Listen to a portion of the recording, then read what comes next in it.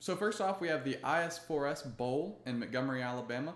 We had the South Alabama Jaguars taking on the Western Michigan Broncos in a matchup that had Major Applewhite coming like in his first year as South Alabama's coach, taking them to a bowl game. They ended up winning that bowl game 30-23. It was kind of an up and down game throughout it. South did control the line of scrimmage very well. It was a great game. We did see that Gio Lopez was coming back, so it was almost like not necessarily a homecoming. I'm not sure what the best word for it would be, but kind of a telling of what the story like could be next year for the Jaguars. But yeah, but this time we'll go Dave. Dave, what were your thoughts on the game? And then we'll go to Dominick. Well, Scott, I think Major Applewhite actually did a fantastic job getting South Alabama ready because they played without three of their really good offensive players. Gio Lopez announced he was coming back to South Alabama the following season, but he didn't play due to an injury. They didn't play with Huff Bothwell, who went to the transfer portal and ended up in Mississippi State. He was tied for the conference lead in rushing touchdowns. And they didn't play with wide receiver Jamal Pritchett, who was one of the best wide receivers in the Sun Belt. I think they were playing with their third and fourth string quarterbacks who led them to victory. So Major Applewhite did a fantastic job with their quarterbacking, and their defense made enough plays. And it's really too bad in this NIL era that Fluff had to leave. I don't blame him, although I think he ended up going to like the worst team in Power 4 conference play, Mississippi State. I really hope for his sake he got the bag, because I think South Alabama can contend in the Sun Belt next year. And I mean, I really hope he got like six figures to go to Mississippi State, because you got to think that South Alabama could have got him five figures, because he certainly deserved it. Because I think, like I said, if South Alabama can contend, maybe they had to take care of Gio. Kendrick Bullock is coming back next season, I think, for South Alabama. So I think South Alabama is going to be okay. And again, I think Major Applewhite, he really had an up and down season.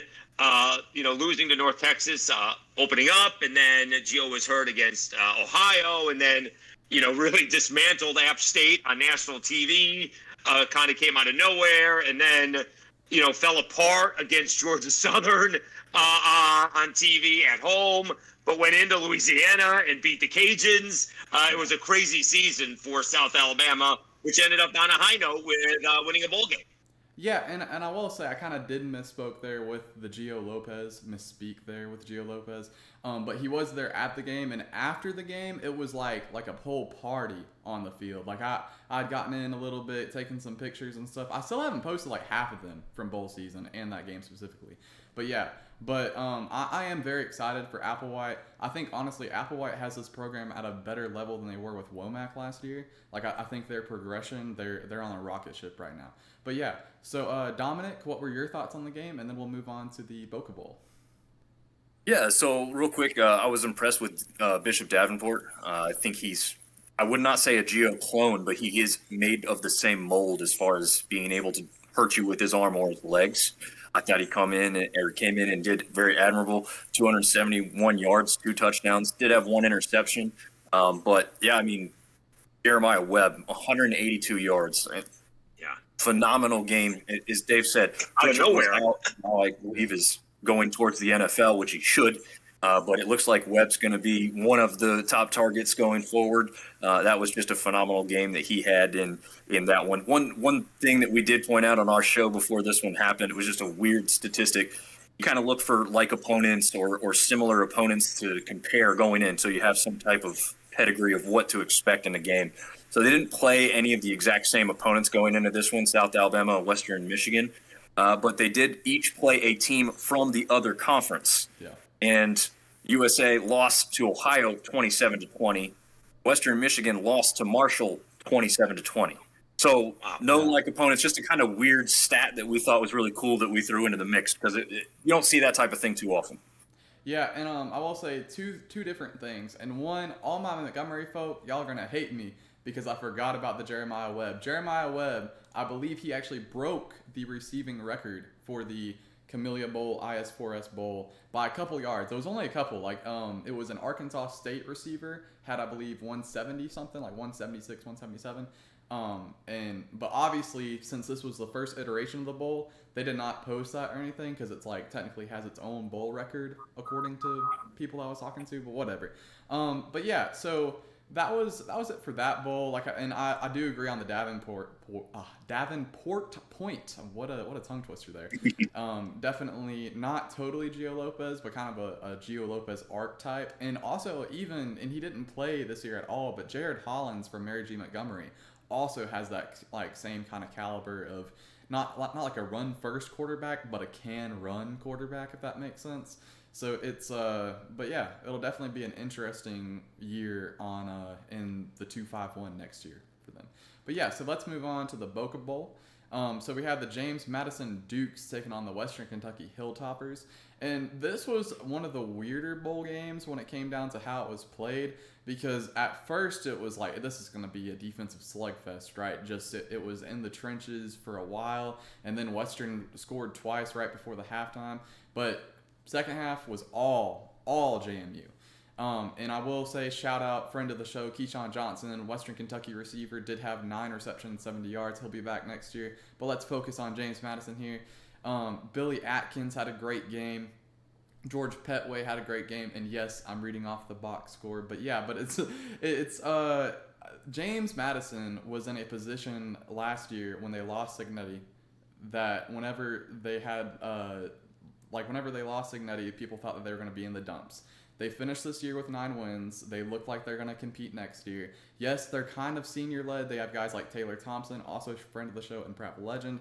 And they had a lot of guys that are going to graduate, are going to go. But I think that James Madison, especially in this transfer portal era, especially in this era where you can get a recruit straight out of high school and he can compete, I think that they can still compete for the Sun Belt, especially in that division next year.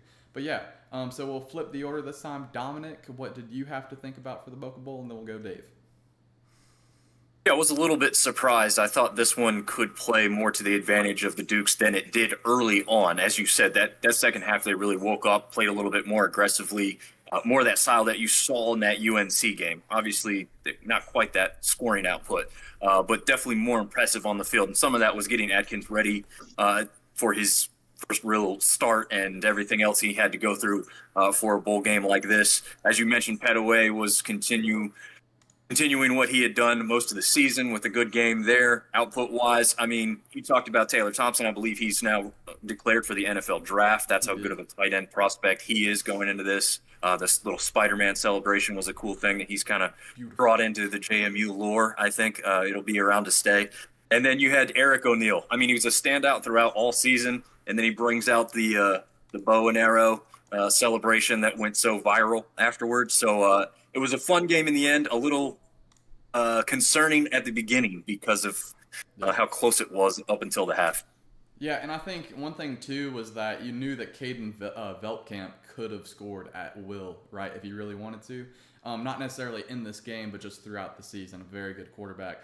And the fact that they did give up those 2 scores was kind of scary going into halftime. But yeah, so Dave, what are your thoughts on, JMU winning? What are your thoughts on the Boca Bowl? All right, so I guess I confused South Alabama and JMU. South Alabama going with a backup quarterback. So who was the MVP of the bowl game? Wasn't it JMU's 4th-string quarterback throwing one pass for 1 touchdown for 1 yard? Was the MVP of the bowl game? I think that's like the story of the whole thing, of the whole non-playoff bowl game. That's outstanding. You got to love that. And again, that's a great job by Bob Chesney, who I just love the idea of a guy having all those years, kind of like a Kurt Segnetti, just all those lower levels of coaching, of being a head coach and knowing how to deal with situations that come up, compared to, I'll go back to Mississippi State, Jeff Levy, who's never been a head coach, but going all through those coordinator years and position coaches at higher levels, and now becoming a head coach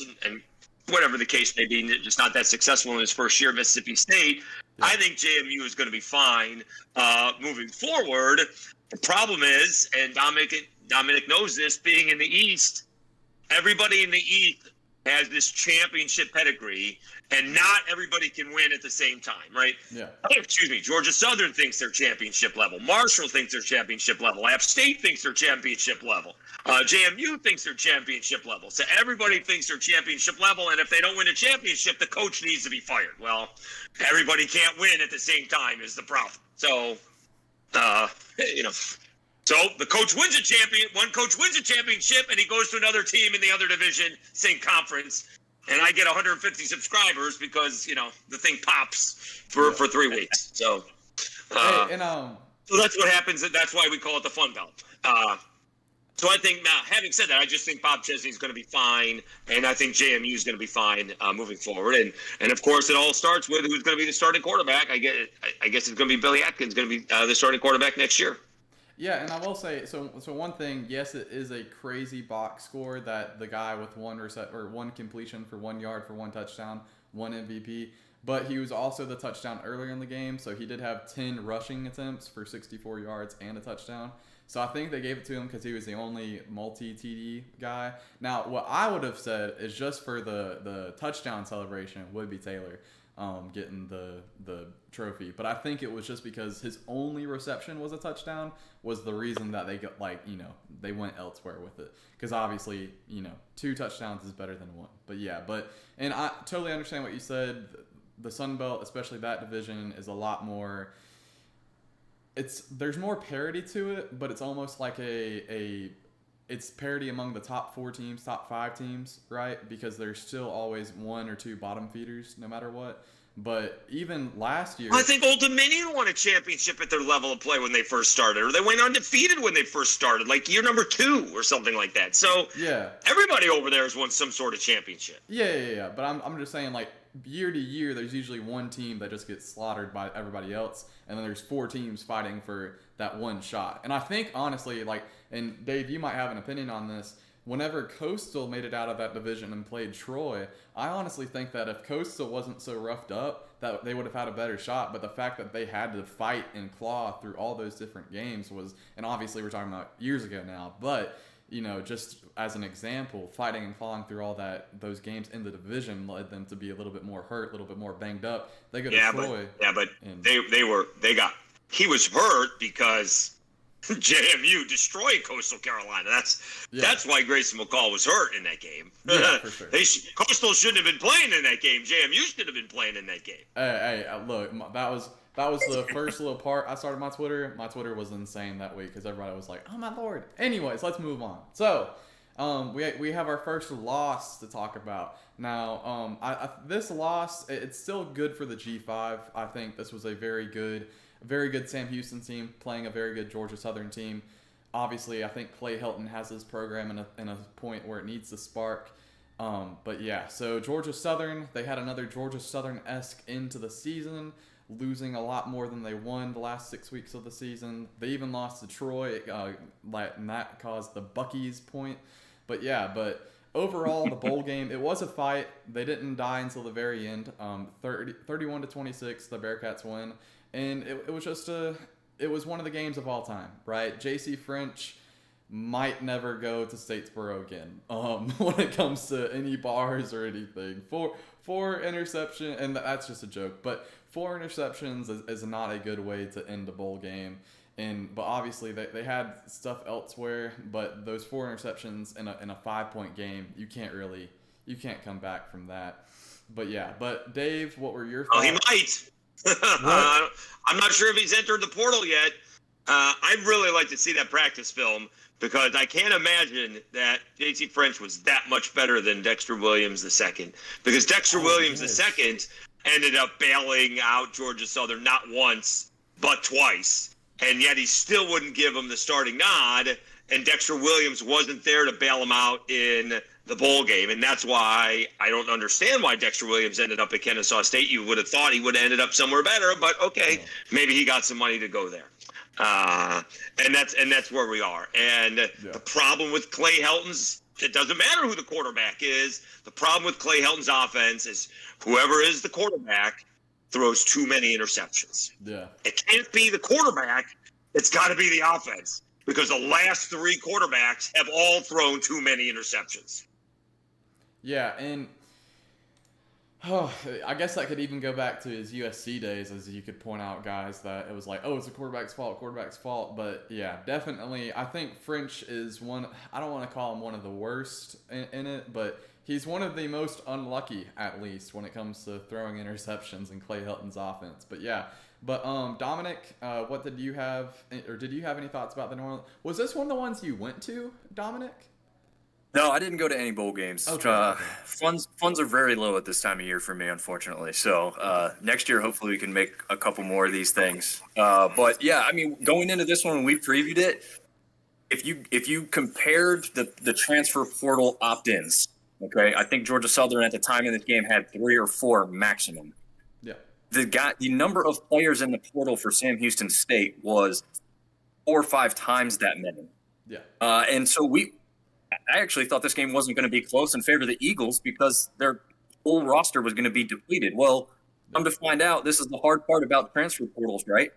Doesn't make it real clear that even if they declared for the portal, and some of these guys have declared for other teams already, but they ended up playing in this bowl game. So they had all their superstars. They weren't really missing anybody of note. Where Georgia Southern, I mean, you talk about as bad of a game as French had. This game is still a one possession game. Yeah. So if he doesn't throw one pick six, which was one of the first interceptions he threw, if not the very first one of the game, we're still talking about a bad performance with a victory for the Eagles. So it didn't surprise me that this was close, even with what happened. But yeah, I mean, I think a lot of people favored St. Houston a lot more coming in, where I didn't really favor them much at all. And then obviously, if French doesn't have quite that bad of a game, Jalen White goes for almost 100 yards on the ground. So they had some opportunities to get this victory, even with the quarterback situation the way it was. And as Dave mentioned, Dexter Williams not there to bail them out as he had done previously a couple times this season. Yeah, and don't let Dominick fool you. He's the only one of us that was at the soccer national championship game. Don't let him fool you about not going to bowl games. He was at the semifinal games and he was at the national championship game. I don't want to hear it. Hey Dave, he tried to lasso me and a few others into that too. I will say though, the Georgia Southern, it was the first play of the game that they threw a pick six, and I will say to one point as well. Somebody was like, oh, it had to have been on the defense, right? Because they gave up 21 points in the first half. The defense on their end had 3 punts and a fumble caused in their first 4 drives coming out. So I don't think it was the defense that caused this game. I know that was kind of an instant reaction from some of the Georgia Southern fans. They were all very, very opinionated and passionate, if we can say the least there.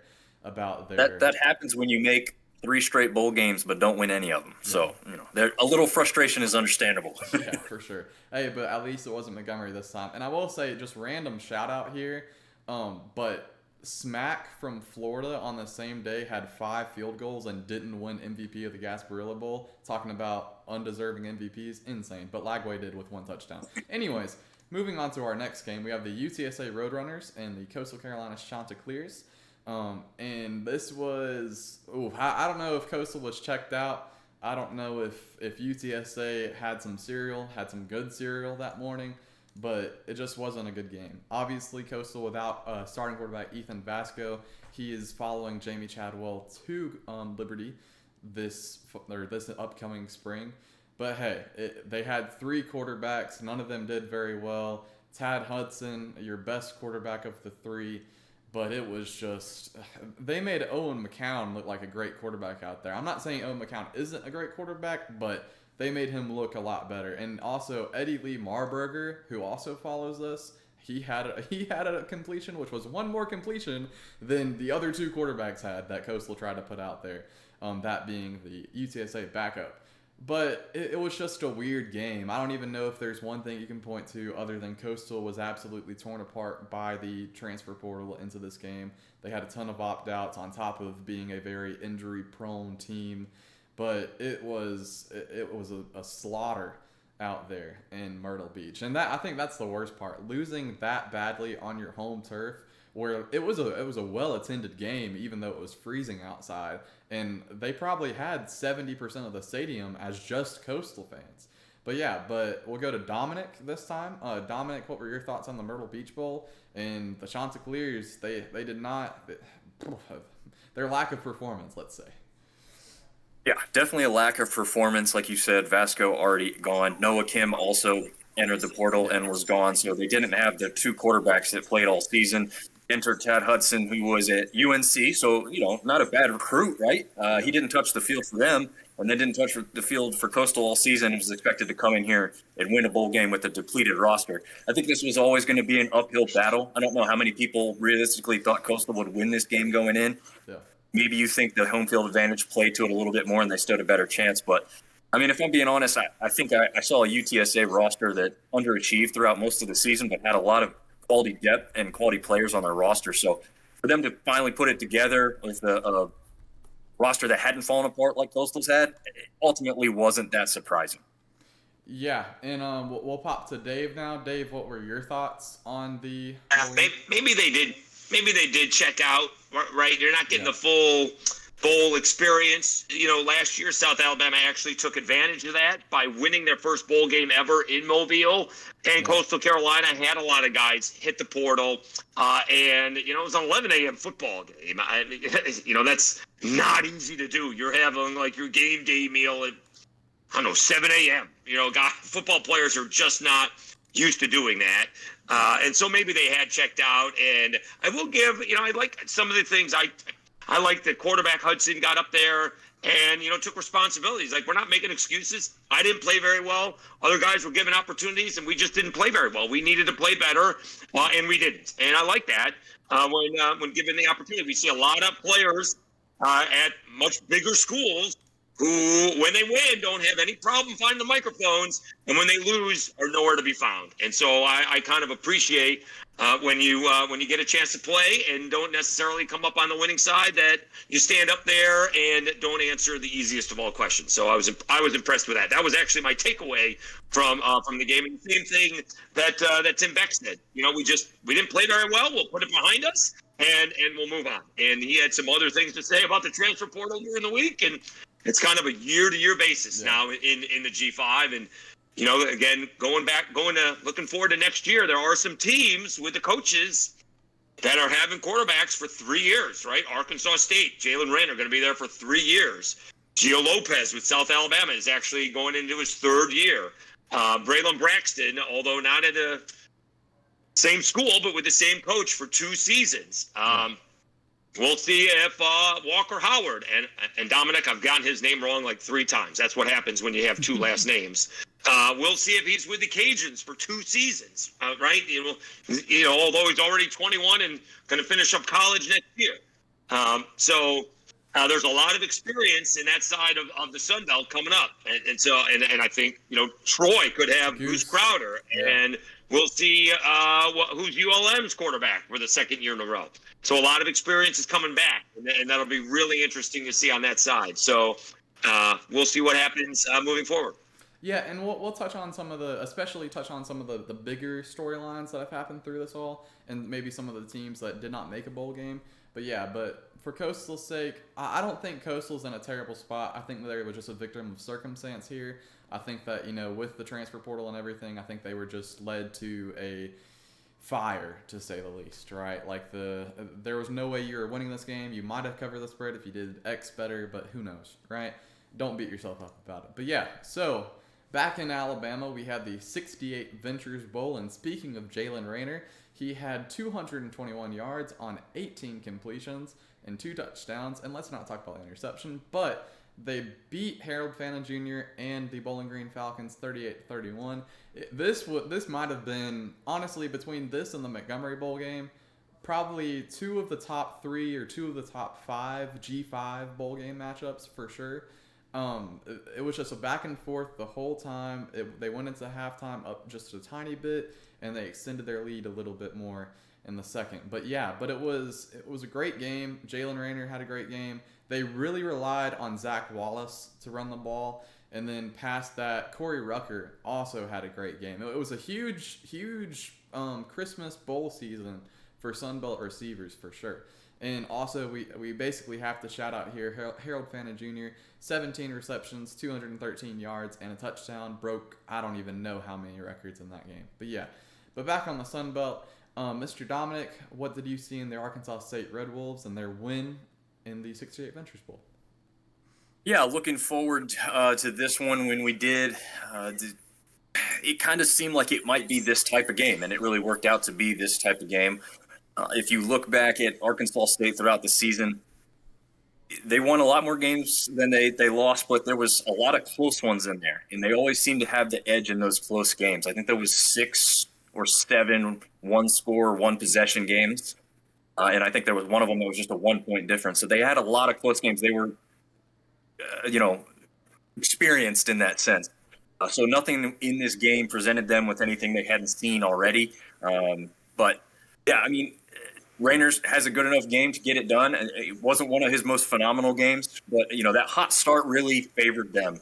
When they jumped out early, I thought this could even be a blowout with how it started off. Yeah. And then obviously both teams settled in, and we got a heck of a game, as you mentioned, to start with. So, yeah, I mean, I think Arkansas State going into next season, like David alluded to as well, with Jalen Rayner, is in really good position to, at the very least, replicate what they already did this year and last year, really, and hopefully for them, improve upon it.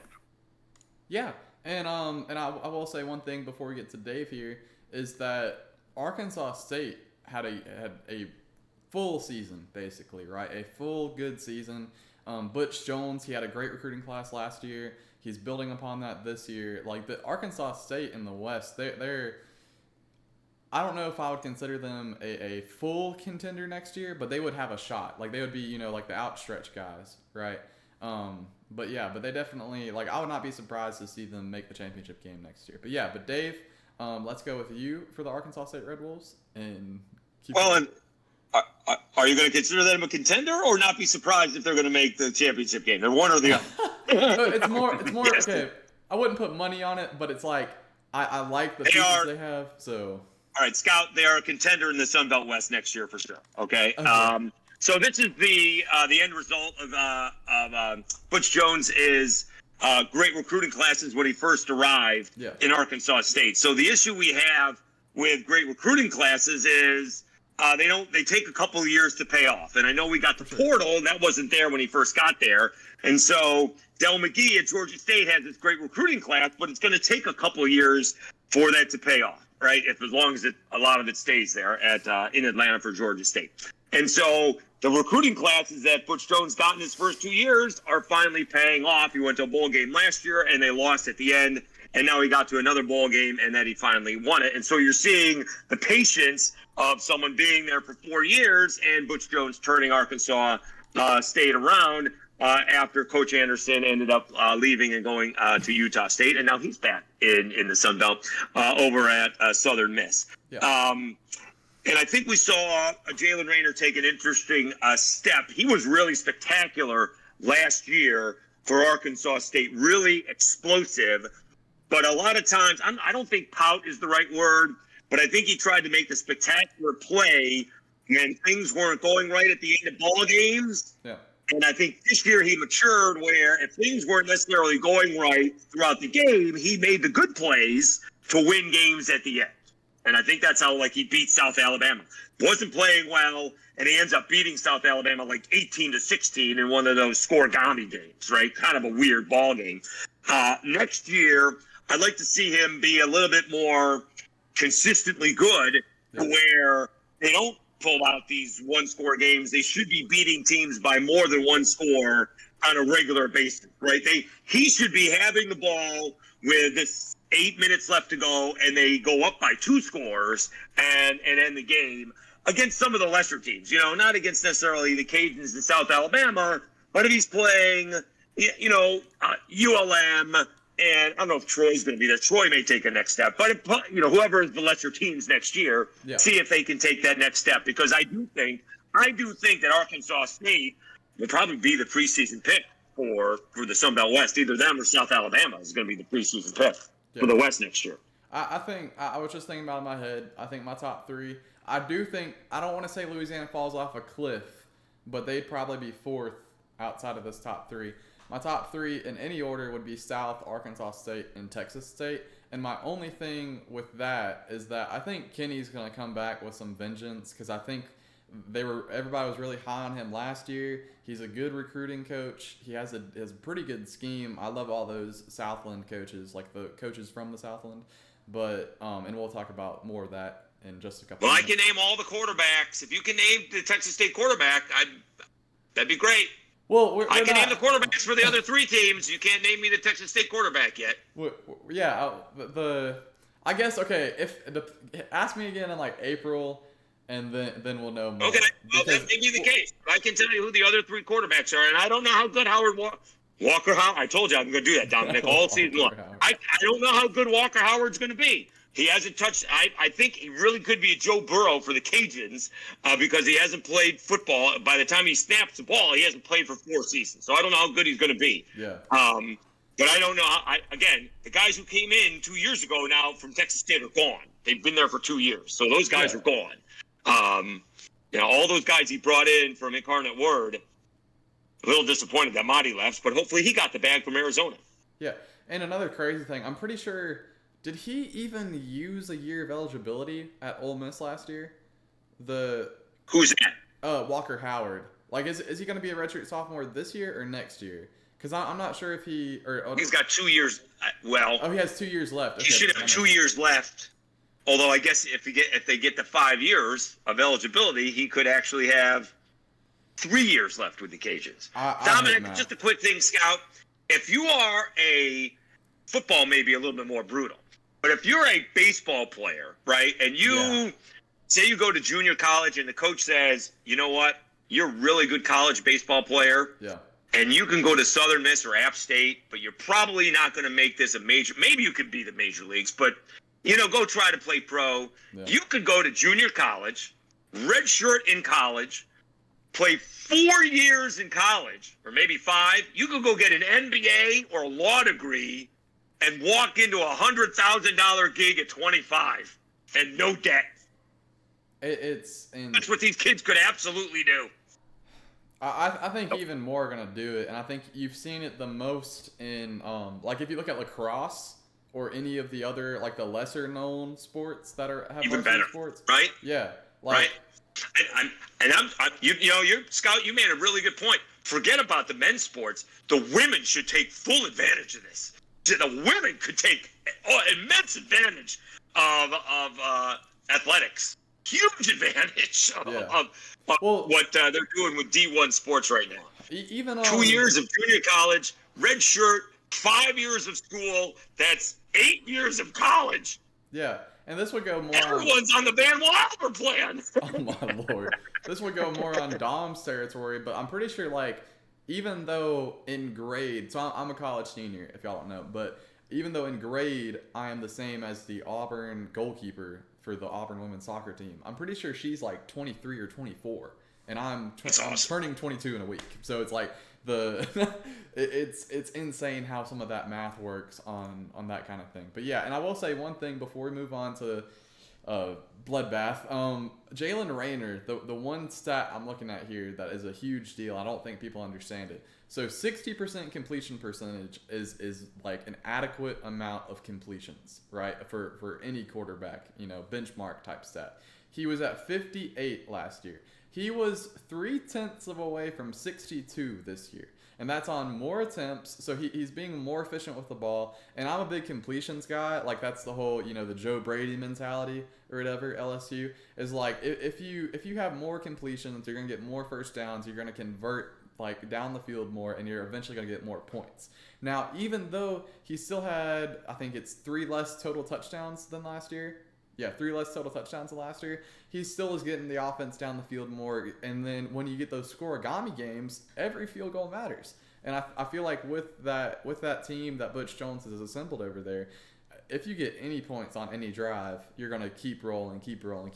But yeah, now moving on to one that we'll probably spend 90 seconds on or even longer than that. Who knows? But the Louisiana Raging Cajuns faced the TCU Horned Frogs in New Mexico, and I don't even know if they woke up. For 3 quarters, they had 0 points. After 3 quarters, the TCU Horned Frogs had 34.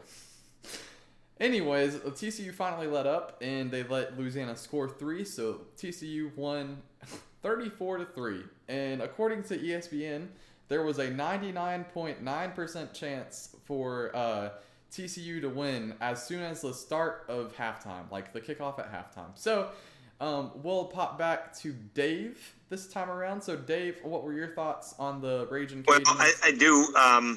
I want to. I'll start this on a little bit of a sour note. Two guys who I saw actually play high school football. Jack Vesh didn't play in this ball game because he was hurt. Yeah. But his brother Tiger, I saw them both play. Tiger did lose his life in the attack in New Orleans. So I do want to send my condolences out to Jack and his family back in Lafayette.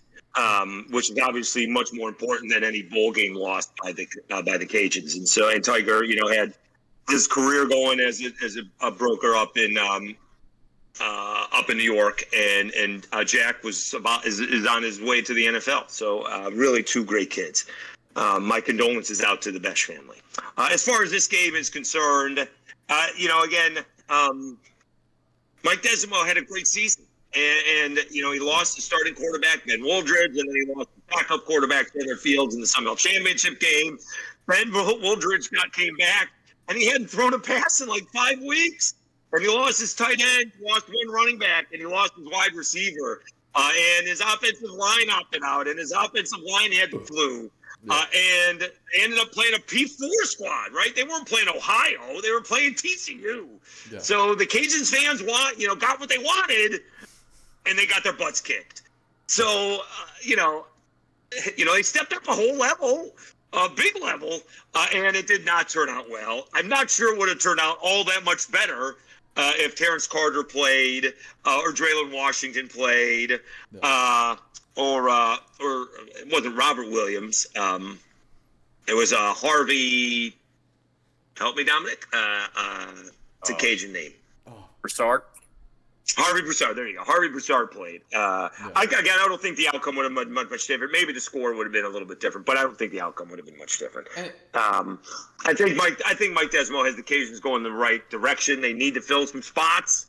All right, it appears that Mike Desmo does a great job recruiting, and then Willie Fritz picks up the slack and takes them all to Houston, as there seems to be a pipeline from right down I-10 from the Cajuns to the Cougars. The Cajuns got their butts kicked. They lost a lot of guys in the portal. They all left. It is what it is. The team did not react well. And then they were stuck with guys, the quarterback who hadn't played much. So, it is what it is. And, they'll move on. They have a highly touted quarterback coming in, and they have a lot of guys who have a lot of talent. They got to replace some guys on the offensive line, and the defensive secondary is really going to get hard by graduation. So we'll see what it is going forward. The Cajuns still should be contenders. Probably not the top two teams with South Alabama and Arkansas State, but probably right there next level with Texas State. Yeah. And I just got something in my eyes. I apologize, fellas. But and I will say one thing too with Terrence Carter. I think with some of these guys and their reactions to bowl season, I'm wondering if we're gonna start seeing more and more kids opt in to play their final game. Obviously, if y'all watch the Bahamas Bowl, the Buffalo kicker was in the portal. He opted in to play the final game, and he kicked, I think it was either 4 or 5 field goals through the uprights. So I'm wondering if we're going to almost go in a full circle with this whole opt-in, opt-out stuff, where instead of people opting out more, we're going to see some opt-ins, even of guys that are, and I understand it doesn't work every time. Ty Thompson with Tulane, that was not the best audition for the transfer portal. He was the starting quarterback, even though he was in the transfer portal for Tulane. But to this New Mexico game, they made Josh Hoover look great. And like I said before, with the UTSA quarterback, McCord, oh my lord, whatever. Josh Hoover had a great game, 4 touchdowns and an interception, but it was all TCU. I don't think you can point to a single stat and be like, oh, Louisiana lost because of this, other than if you point to the number of opt-outs and transfers that they had. and injuries and all that they had going into this game. But yeah, but Dominic, so let's go back to you and your thoughts on the New Mexico Bowl, and then we'll finish it off with the final bowl game. Yeah, so I mean, like you guys said, I mean, there was no real shock or surprise. We had a feeling it would kind of go this way. Hopefully not this far out of hand. Unfortunately, it did. I was excited. I saw Dwayne Lynchfield, or Lunch as he's known down there in Louisiana, come into the game, and I thought they were going to let him take over, and I was very excited for that because I've heard a lot about him, what his ceiling could be. I believe, if I was told correctly, that really the year that Arch Manning was named Gatorade Player of the Year and set all these statistical records in the state of Louisiana, Lynchfield actually surpassed him with the stats. So, this is a guy that will be challenging for that starting quarterback job next year. It's not something that Will Howard's going to be able to now I'm messing up the name, I think. But yeah, I mean, I think it will be up for grabs, and I think Lynch, because of the dual threat aspect that he could really bring some excitement. Coach Des was really high on him, seemingly, at Sunbelt Media Days when I kind of asked how his progression was coming. So that's something that really I was trying to hopefully focus on if this game had gotten that far. But unfortunately, he just got, I think he had two snaps. Oh, he had 2 attempts and 1 completion. So not a lot to judge him on. But maybe we'll see a little bit more of Lunch next year. And then one last note, that TCU uniform combination is probably one of the worst I've ever seen. It was an abomination to watch on television. Hey, if the TCU fans find this, you're cooked, buddy. You're cooked, because they will die by that awful chrome. And yes, the reason I don't like the combo, let me be totally sure about this combo, because I'm pretty sure it was a chrome helmet. I know that much, but I'm pretty sure it was a chrome helmet with a black frog. And if that was how it actually looked up close, I'm gonna be so they don't even have a picture of it. We'll look at it later. We'll pop one up there. But yeah, it was a very interesting game, to say the least, because I thought Louisiana, yes, I thought they get their butt kicked, but can we get into the end zone, not just through the uprights, right? So it's like, to me, it was a rough one. And yes, as most of you are aware, if you're watching this, I do have a little bit of Sunbelt bias for sure, with South and Troy being so close to me, South and Troy letting me on the field or in the press box at times. So it's definitely was a bad day on Twitter for me then. But hey, let's move on to the final game. We had Texas State, who was kind of beat up by the portal, and North Texas, who was a little bit less beat up. But hey, Texas State still came out on top. Jordan McLeod had himself a day, 300 yards, a touchdown, and an interception. Jordan McLeod finishes the year with another 3,000-yard season. So it'll be a somber end for Texas State, because even though they only won 8 games, and a lot of schools would like 8 games, they wanted to win the conference. They wanted a shot at the playoffs, but sadly didn't go their way. Lincoln Pear, he also had 21 carries for 143 yards and 2 touchdowns. And then Jaden Williams, like I said, huge winter for Sunbelt receivers. 8 receptions, 155 yards, and a touchdown. 19.4 per reception. But it was a good game, fought till the end. Shout out for North Texas, because this is what we like in bowl season, right? We want a 1-score game where both teams are trying their best, right? No matter the opt-outs, no matter whatever, but it is what it is. But yeah, so Dominic, we'll go back to you for this one. So what did you see about the Texas State Bowl win in the First Responder Bowl? Yeah, so this one was what, like you said, it's what everybody wants to see. Not only a close game, it's a close regional rivalry. I don't know how much, they've got a lot of other schools that they would put above North Texas as far as rivalries are concerned, but when you've got so many teams down in Texas, everyone's got a little bit of experience against each other. So it helps with the attendance, right? There was a lot of people from both sides who were able to easily attend this one there in Dallas. And they put together the show that we all wanted to see. Jordan McLeod continues to do what he's always done. Lincoln Perry was great, again, as you mentioned. They had kind of a star player at each position, even though with what we talked about with some of the opt-outs, Madi being gone, But, now we do have to question who could be the quarterback going into next year. And just to touch on that is, Brad Jackson was somebody that people had been excited about, only a true freshman, I believe. And we'll see if he can maybe be the guy who steps up. I know the fans kind of leaned his way early on when they saw him and what his ability was on the field. So it'll be interesting to see if he maybe have the inside track to be the number one guy going into next year. Yeah, and I will say one thing on Brad Jackson is he did have that beautiful, I believe, was it a 60-yard? I see that at 60 yards. I'm pretty sure it was a touchdown against Southern Miss earlier in the year. Can't pull. I hate ESPN, and Reel's already deleted all the recaps from these games. Anyways, but yeah, but I could definitely see Brad Jackson. I do think that Texas State, the way Kenny's recruited in the past, I would not be surprised if even one of these playoff teams that has a backup quarterback, if they would be willing to move. Because I think there's a lot of these schools, especially when he said Walker Howard, right, with Ole Miss. There's some of these schools that are a Power 4 school where you have 4 or 5 guys that are playing quarterback, but you can only play one of them every year, right? So it's like if you have 4 or 5 guys, even if you have a freshman, sophomore, junior, senior, one of those guys is probably going to get seen by somebody else and like, hey, you can come play in the Sun Belt. Hey, you can come play in the American. Hey, or even if it's like, like a Texas per se, like they'd be like, oh, you want to come play at UCF or something? So that's kind of how this whole thing's developed further on. But back to the game. You're seeing some of these power programs able to buy depth.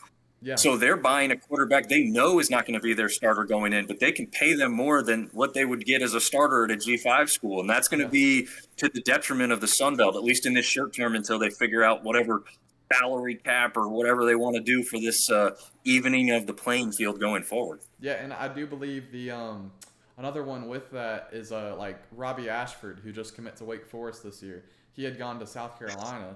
No, I'm not saying Robbie Ashford for Texas State. Why is anybody paying anything to Robbie Ashford? With all due respect to Robbie Ashford. Hey. Good for Robbie Ashford getting money. But why is anybody paying Robbie Ashford money? Come on. Hoover legend, Robbie Ashford. Anyways, but I'm just saying he went to South Carolina on the aspect of being a backup. Even Caden Salter went to Colorado. No, he this didn't. year. He went to South Carolina to be the starter, and he couldn't start over Sellers. He was supposed to be the bridge guy until Sellers was ready, and Sellers was better. Look, Goggles had him, or whatever they called him. I think they called him Goggles for a little bit, but he had him from the start. But I will say, sure. Okay, Caden Salter, who has not yet proved whether or not he will beat out the Colorado quarterback. But Caden Salter commit to Colorado, and I believe it's of a similar notion of them wanting a backup depth option just in case, or them having 2 quarterbacks. Thank God he didn't commit to Syracuse. That's all I'm glad about. I don't want any part of him. Anyways. But yeah, so moving on from that rabbit trail. But yeah, so basically, Dave, have you talked about this game yet? Did I toss this? Yeah, but props to Jordan McLeod. I wasn't sure he was playing. Or the previews were we weren't sure he was playing. So props to Jordan McLeod for going out there and trying to play. And this could be one of those situations where, we'll see. He's going to have a Texas State pro day. I don't know what Jordan McLeod's draft prospects are. He wasn't even the starter coming out of camp last year at JMU, and he becomes the Sun Belt Player of the Year. Texas State obviously disappointing this year, but if you go back to the start of 2023, they'd never been to a bowl game. Now they've won 2. Right? He hasn't won a division yet. They haven't won the Sun Belt yet, but DJ Kinney's done a pretty damn good job at Texas State over the last couple of seasons. Was this year a little bit disappointing? Sure. But nonetheless, he's won 16 games in the last 2 years. That's, now the standard is getting to a bowl game, and Texas State has never been to a bowl game. So now DJ Kinney's raised the standard. Now that he wants to compete for the Sun Belt title, that may be a little bit difficult with who's coming back at the other schools. But it's nice to see that. And again, props to Jordan McLeod. Lincoln Perry goes out on a high note, kind of getting those first downs, running out the clock after the North Texas running back quarterback run 70 yards and is puking up on the sidelines. That was the best highlight of the game. Yeah. Tom Hart with a puking rally. It was insane. And I will say, I did not realize how old Jordan McLeod was. Jordan McLeod was born in November 4th of 1999, so he is a 25-year-old man playing quarterback in college football. I think you just made Dave and I feel even older than we already are. Right. Yeah, but here's the other thing that I don't care about. Why do these NFL teams care how old these guys are? Who cares how good they are when they're 35? Why don't we just care about Jordan McLeod in the first 6 or 7 years? Why do I care about the fourth contract? I should just care about the first and second contract. The average length of an NFL player is like 3.5, 4 years. Sure. Why do I care what he's doing at 33 or 34? I think we're starting to see those, especially when you look at like a Devontae Ross type who's heading to Penn State now. So like whenever he eventually gets to the pros, he'll also be a little older, right? Or a Chris Lewis who had a medical red shirt, and he'll probably end his career as a Trojan, but then he'll still be a 22-plus receiver going into the pros. But I will say, so more on a little bit of my ballpark here with spring football.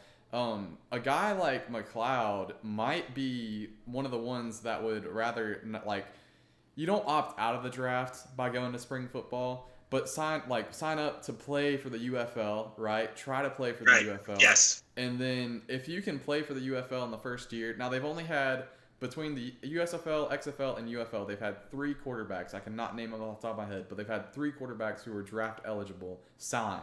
Only one, Holton Allers, ended up playing, but he did not play in the season that he was draft eligible. He had just signed at that point. But if he could sign and play, especially because the UFL, it has parity by team, but not by quarterback. There's never 8 good quarterbacks.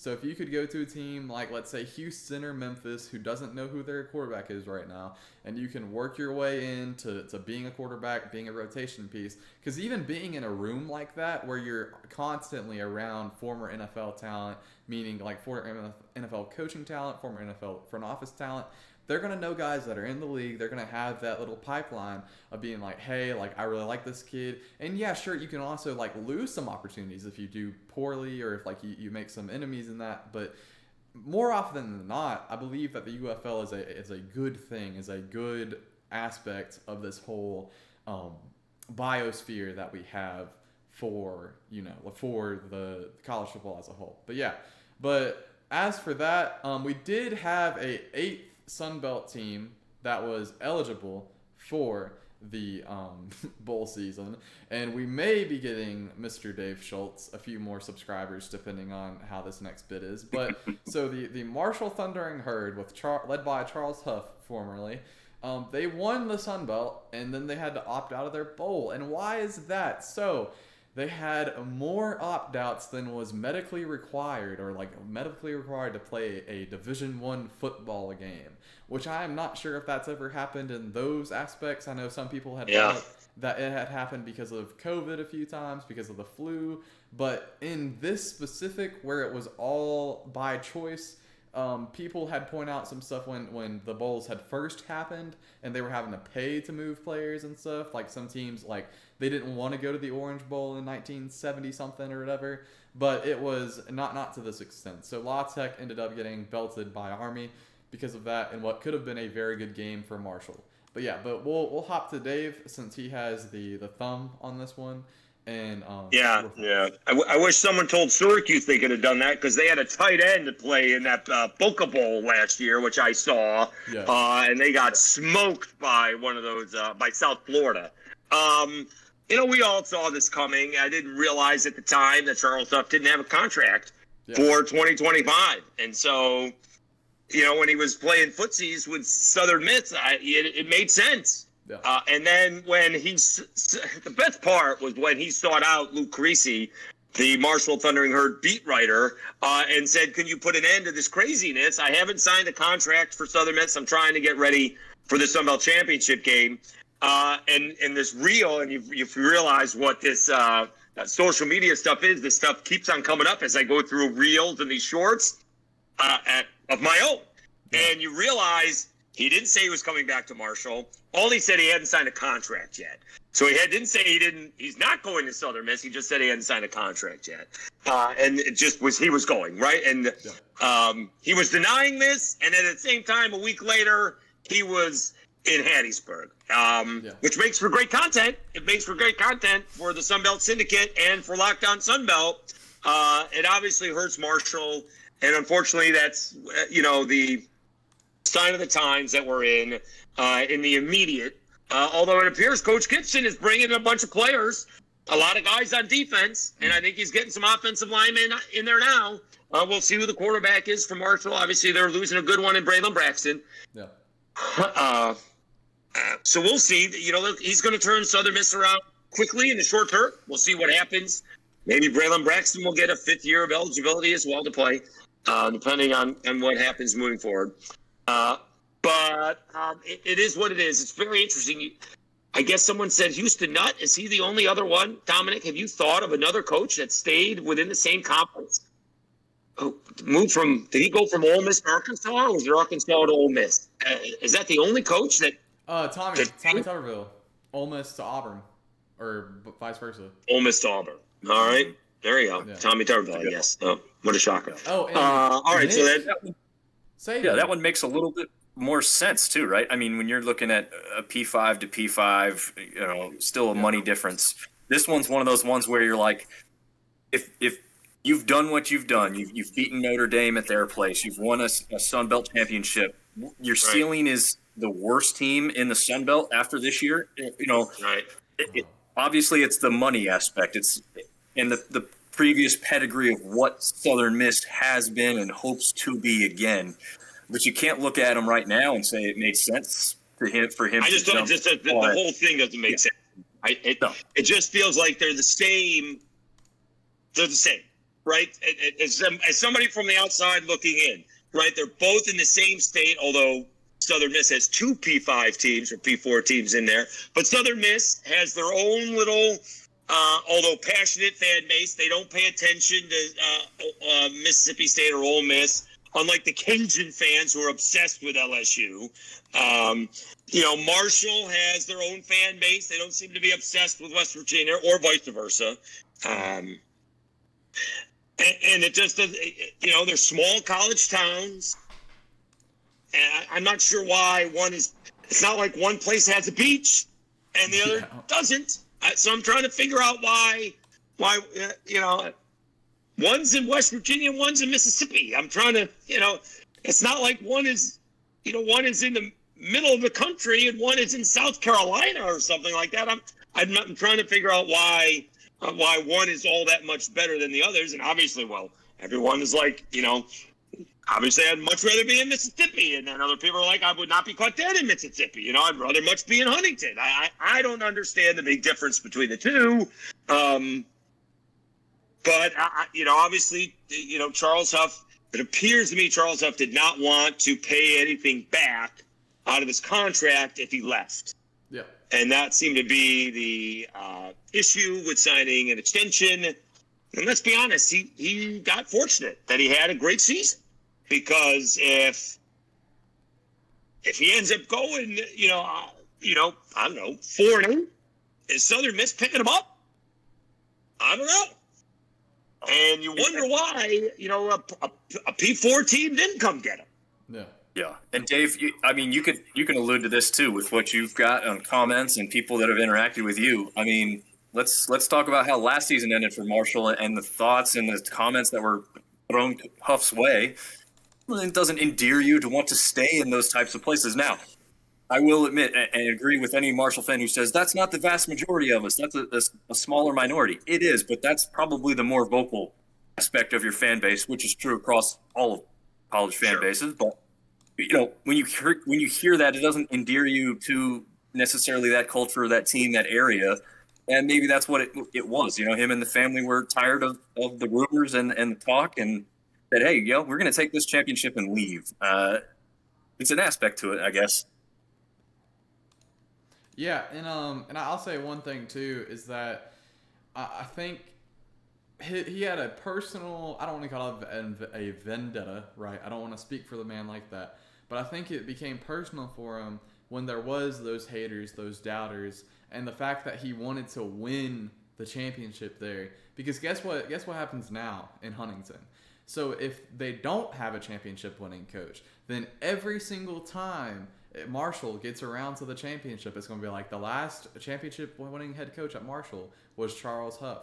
You know what I'm saying? So he can have that little ticker right there, and all of a sudden he's still in there, whatever. And I don't think it's a fan thing. I don't think he had an issue with the fans or even other coaches. Oh, I think Dominick's right. I think he did. I absolutely think he did. Oh yeah. I think the fans chased off the quarterback, and I think Charles Huff called out the fans who did. I think Dominick is absolutely right. I don't think it was all the fans. I think it was a small vocal minority, but I don't think that's not wrong at all. And Dominick, if Keith Gill does not send Southern Miss back to Huntington this year, shame on him. Yeah, you want a weeknight game with storylines that people will tune into, and if you put it in Marshall, that place is going to be packed out. We're going to have one of the best atmospheres in college football next year. Yeah, make that's your Tuesday night football game. That's right. Don't make that Thursday night. Make that Tuesday night. You got that right. Yes. Hey, I will say I was a weeknight warrior for the Sun Belt and for the Conference USA. We need more weeknight games, like across college football. I know it might sound crazy, but like, would you not tune in to like a Wednesday night SEC game? That's my fault. Never mind. No, stop. Drop it. Stop. Cut We it. have enough. Anyways. We have enough. So another point I wanted to talk about, so it can kind of encapsulate several points. So in 2020 and in 2019, the Sun Belt was kind of at its lowest of recent memory when it came to where all the teams were, because they had multiple seasons where 5 teams were missing bowl games, and you only had 10 teams in the conference at that time. So now this year we had 5 teams miss bowl season, and that was with 14 teams in. That's a big deal. It's not necessarily a huge deal, but it's a big deal considering last year there was only 2. So we had App State, Georgia State, Louisiana Monroe, Troy, and Southern Miss. And we'll go with Dominick first. Dominick, who is your biggest... What word do I want to use here? Who is like your biggest... Dom, who was your biggest disappointment this year, Dom? The early season, preseason favorite to win the East, App State, not even making a bowl game is absolutely not even close to anybody else. That they are easily the only pick you can make here. You do have to mention that they lost that game against Liberty with the Hurricanes, so they had another opportunity that they didn't get to possibly take advantage of. We saw how weak Liberty was overall this year. We saw App State was also weak in some aspects, but they might have been able to win that game and get there. So ultimately, I don't think App State was maybe as bad as some people are kind of remembering, but they weren't consistent enough, and that was the biggest thing. And you saw that in a couple games. I mean, the South Alabama one's not a good excuse because that one was never close. Same thing with the Clemson game, but we saw what Clemson got to do with going to the playoff and winning the ACC in the end. So that a little bit more understandable. But there were some close games that they could have won and should have won and didn't. And then there was some ones that they probably won that they were lucky to win as well. Me being at the ODU game, that was one that ODU kind of shot themselves in the foot more often than App State really crushed them. But yeah, I would say pretty simply App State is my biggest disappointment.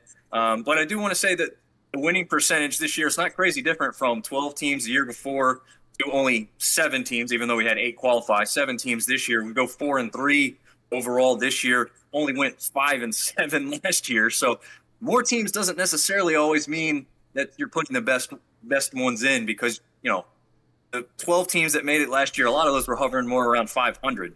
So we had a little bit better quality of teams making bowls this year, I believe. Yeah. And Dave, I was looking for a more neutral word than disappointment, but who is your biggest disappointment in bowl season? Oh, yeah, it would have been. It's probably Texas State and App State. Those were the 2 clear favorites. I thought the Cajuns surprised a little bit by 10 games. ULM probably was a huge surprise. Yeah. I thought South Alabama had a roller coaster season. Old Dominion was, woulda, coulda, shoulda, right? I mean, they should have beaten South Carolina to open up the season. They should have beaten East Carolina. Dom is telling you they should have beaten App State. And then they beat Georgia Southern. So, Old Dominion could have had a much better season. I think we've seen the resurgence from ULM. But how long is that going to last? Brian Vincent was already on his way out, playing back, interviewing with Jackson State, but he's going to stay another year. So we'll see if that lasts, more than 2 seasons. I think Jared Parker is going to be fine at Troy. They were just, decimated by injuries. They were down to their 3rd-string quarterback, and he turned that around on a high note towards the end of the season. I think the Sun Belt is fine. A couple more teams. App State could have, ODU could have gone to a bowl game. App State could have gone to a bowl game. ULM could have gone to a bowl game. I think last year having 12 teams go to a bowl game is ridiculous. Yeah. And like you said, we could have had 8. If Charles Huff doesn't leave, they would have gone. And you could have had a couple more. You could have easily had 10 teams go to a bowl game. I think the Sun Belt is fine. I would be on the lookout to add a couple more teams to get to 16. Maybe, I don't know if you can get UTSA in there and a Jacksonville State in there. That's what I would be looking for. Something along those lines, because I think Texas State is on its way out. I think I think they're trying to get to the Pac-12. I don't know if that's going to be a deal, if that's a conference anymore, but I think they are looking to get out. So, and I will say, we will see what happens moving forward. One thing, now I don't know any huge Sun Belt content. You said this was going to be a half hour, right?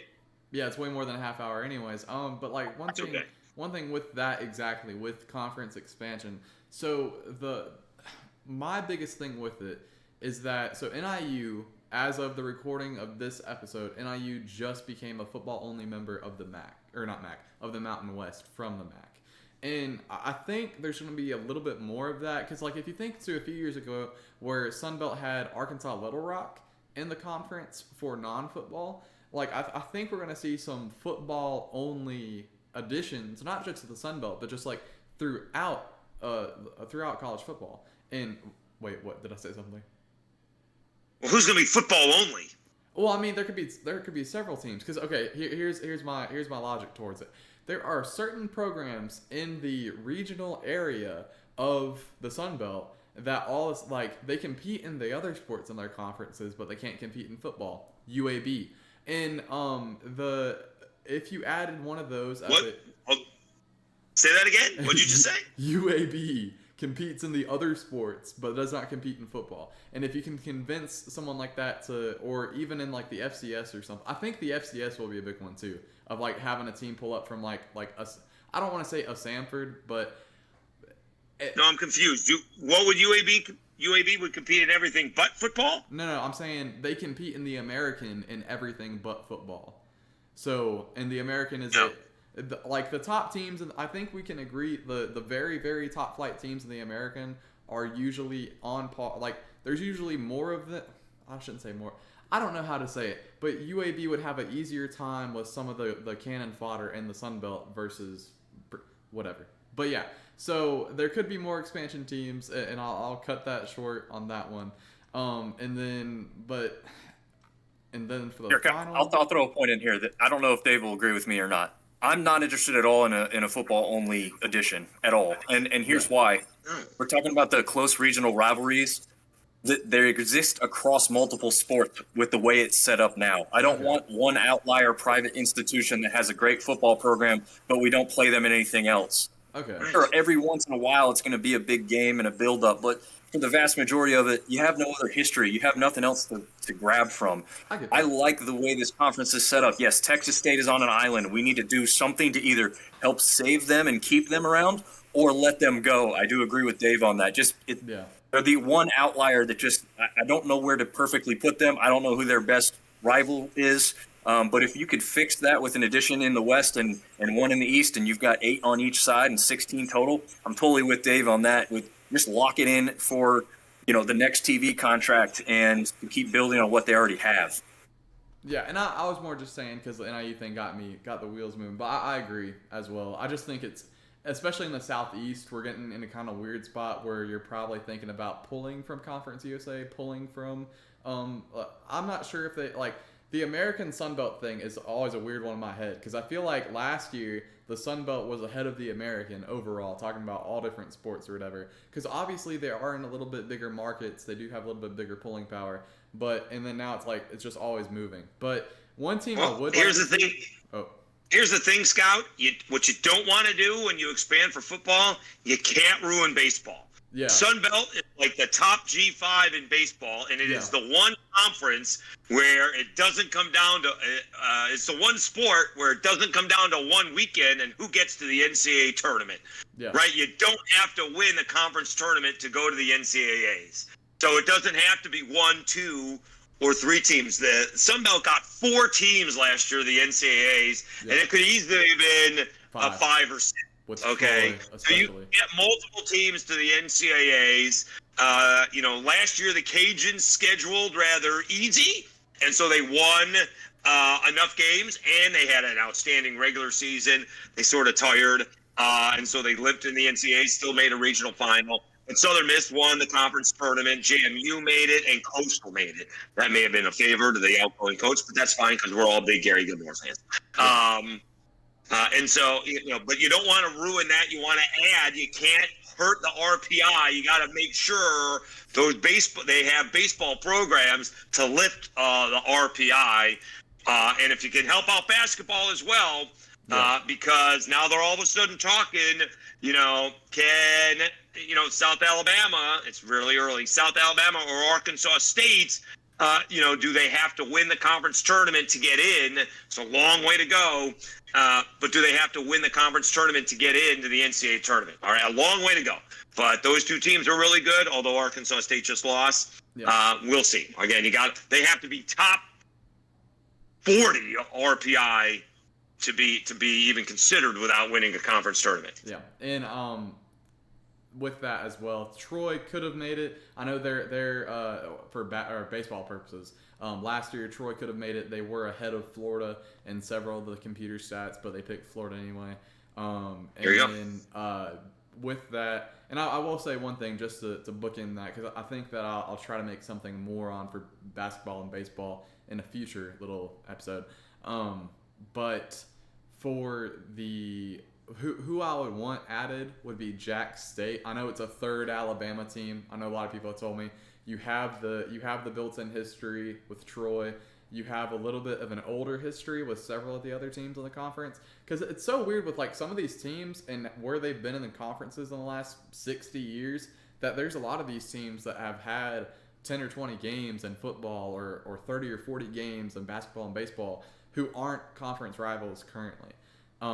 So I think as I look at 72 minutes on the timer, this was plenty of time to talk about the bowl recaps and everything, and we may get this. It's amazing I got 30 seconds of talk time with Dominick here. And as all these episodes that I've been trying to do end, I'll give both of y'all like about 90 seconds each to just talk about anything with either the episode related or just come visit me at Jim Beam. I'm good. Okay. But Dave, do you want to go or did you have anything? I'm good. Come visit me in Claremont, Kentucky. Okay. I'm about. How far are you from Bowling Green, Kentucky? I'm about I think about 90 minutes, but one time zone. Be careful. Okay, then I'm probably, if you're 90 minutes from Bowling Green, I'm about 9 hours from you in Montgomery. Just doing mental math in my head. And then, Dominick, did you have anything to close out? I just want to, first of all, kiss Bud a little bit here, but Dave does an absolutely phenomenal job covering the Sun Belt all the way across the daily videos. I don't know how he does it. Obviously, there's way more people following and know who he is than we are. I want to say I love interacting with Dave every time I get the chance to do so. I really appreciate what he does, the expert level that he brings to this. We're probably not quite at that level, but we do try and bring in TJ, like I said, a little bit of the player aspect. And we've got, basketball and baseball coverage coming up, and hopefully, the Sun Belt can make some noise in basketball, as Dave said, and definitely going to be making some noise in baseball, because I'm one of those ones who believes truly that the Sun Belt should be in that top 4 or 5 conferences over like the Big Ten and Big 12 baseball. They're right there, but definitely over the Big Ten. Yeah. And but yeah, so we'll probably be back with some baseball stuff, with some basketball stuff. I will say, me personally, I can't reveal it just yet, but within like the next 2.5 weeks, you'll be seeing something from me regarding a certain Sunbelt baseball team. So who knows? But yeah, but I'm Scout. I gotta get the points right. That is Dave, and that's Dominic. And yeah, so thank you for tuning in. And we'll see y'all next time. Thanks, Scout.